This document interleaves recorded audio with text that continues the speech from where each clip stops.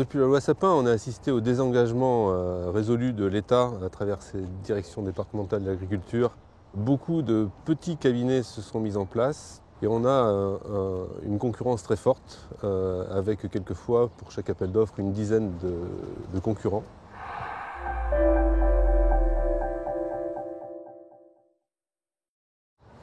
L'enjeu pour une collectivité qui a choisi de passer en délégation de service public son service d'eau ou d'assainissement est important puisqu'elle l'engage sur 10 ans. Non seulement c'est une durée longue, mais en même temps elle confie son patrimoine, son réseau, ses infrastructures à un délégataire. Et elle doit s'assurer que l'état du patrimoine qui sortira à la fin de ce contrat de délégation de service public soit de bonne qualité. Les contrats que nous proposons aux collectivités ne sont pas du tout des contrats types, c'est des contrats qui s'appuient sur une co-construction avec le maître d'ouvrage des termes essentiels du contrat, qui associent des points juridiques essentiels, des points financiers, bien évidemment, le prix de l'eau est important, et aussi des points techniques.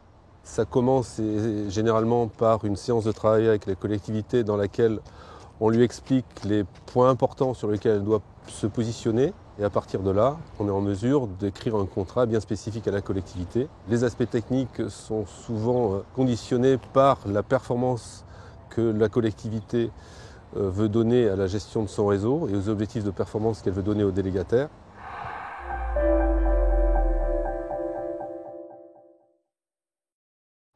Depuis une dizaine d'années, les contrats sont soumis à des obligations réglementaires qui ont évolué, à travers l'obligation du rapport annuel du délégataire par exemple, et également les dispositions du Grenelle 2 qui donnent des objectifs de performance aux services d'eau et donc à leurs délégataires. Donc ça se traduit par des objectifs de performance qui sont insérés dans les contrats, des contraintes un peu plus fortes pour les fermiers. Les prix baissent régulièrement, on le constate sur ce marché-là depuis une dizaine d'années aussi. Et généralement, les renégociations de contrats se font avec des objectifs de performance accrus, des contrôles accrus, tout ça au bénéfice de la qualité du service.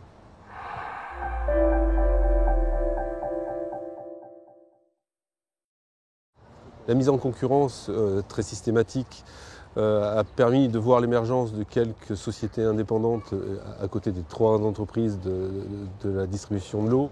On a pu voir de ce fait une qualité des offres qui est accrue et aussi des dispositions innovantes qui sont proposées par les délégataires, tant sur la gestion de la relation avec le client, sur la télésurveillance, sur des systèmes intelligents pour mieux gérer le réseau d'eau et aussi pour mieux prendre en compte les objectifs de performance, la maîtrise des fuites et la qualité du service de façon plus globale.